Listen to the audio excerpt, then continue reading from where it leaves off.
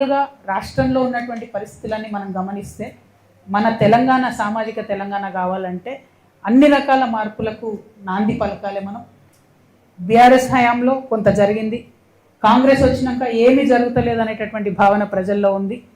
మరి అది పోవాలే, మార్పు నిజంగా మొదలవ్వాలంటే తెలంగాణ జాగృతిలాగా బలంగా ప్రజల పక్షాన నిలబడి అడిగే వాళ్ళు ఉండాలనే ఉద్దేశంతోనే మేము ఈ జాగృతి జనంబాట కార్యక్రమం మొదలుపెట్టినాం.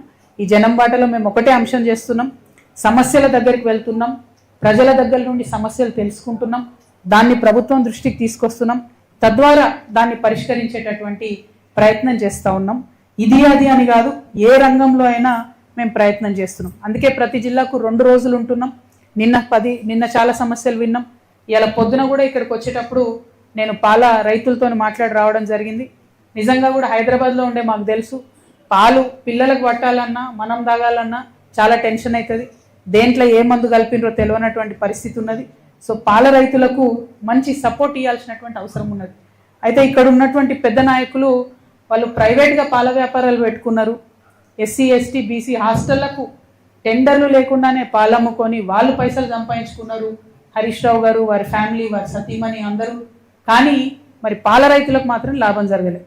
ఈ మాట నేను ఎందుకు చెప్తా ఉన్నా అంటే, ఈ ముఖ్యమంత్రి గారికి సంబంధించినటువంటి ఇప్పుడున్న ప్రభుత్వంలో official PRO of the chief minister గారు అయోధ్య రెడ్డి బోరెడ్డి గారు 2024 సెప్టెంబర్ 22 రోజు 2024 సెప్టెంబర్ 22 రోజు ఒక ట్వీట్ చేసి ఏమనంటే, హరీష్ రావు గారు వారి సతీమణి పాల వ్యాపారంలోకి దిగిండ్రు, టెండర్లు లేకుండా ఎస్సీ ఎస్టీ బీసీ గురుకులాలకు వీళ్ళు పాలు సప్లై చేసుకున్నారు, అది బీసీలకు ఎస్సీలకు ఎస్టీలకు మైనార్టీలకు దక్కాల్సినటువంటి అవకాశాలను వీళ్ళు తీసుకొని వీళ్ళు పాల మీద డబ్బు సంపాదించుకున్నారని చెప్పిండ్రు.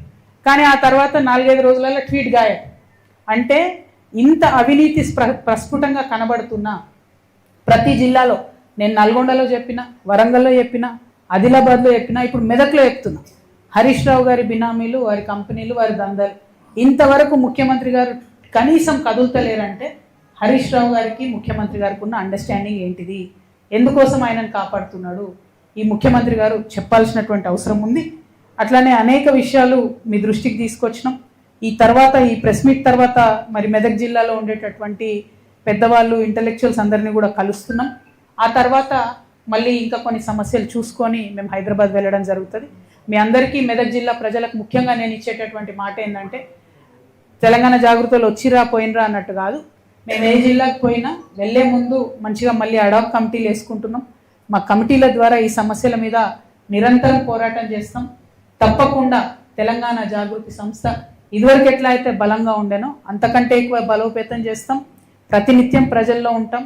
ఈ రాష్ట్రంలో ఒక ప్రశ్నించే శక్తిగా, ప్రజల యొక్క వజ్రాయుధంగా తెలంగాణ జాగృతి మారుతుంది రాబోయే కాలంలో అని స్పష్టం చేస్తూ మీ అందరికీ ధన్యవాదాలు తెలియజేస్తా ఉన్నాను. Thank you. జై తెలంగాణ, జై జాగృతి.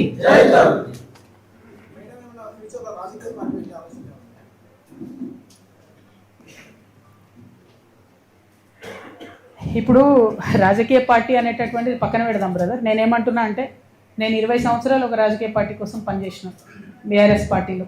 అంతకుముందు తెలంగాణ జాగృతి సంస్థ ఇండిపెండెంట్గా ఒక 6 సంవత్సరాలు నడిపినప్పుడైనా, రాజకీయ పార్టీలో పనిచేసినప్పుడైనా నాకు అర్థమైంది ఒకటే, ప్రజల పక్షాన నిలబడడం ఇంపార్టెంట్. పార్టీ పెట్టినామా, సంస్థగా ఉన్నామా అన్నది కాదు, ప్రజల పక్షాన నిలబడడం ఇంపార్టెంట్. ఇప్పుడు రాష్ట్రంలో ఉన్న పరిస్థితులు మీరు చూస్తున్నారు. నిన్న జూబ్లీ హిల్స్ ఉప ఎన్నికలు వచ్చిన రిజల్ట్ మీరు చూసిండ్రు.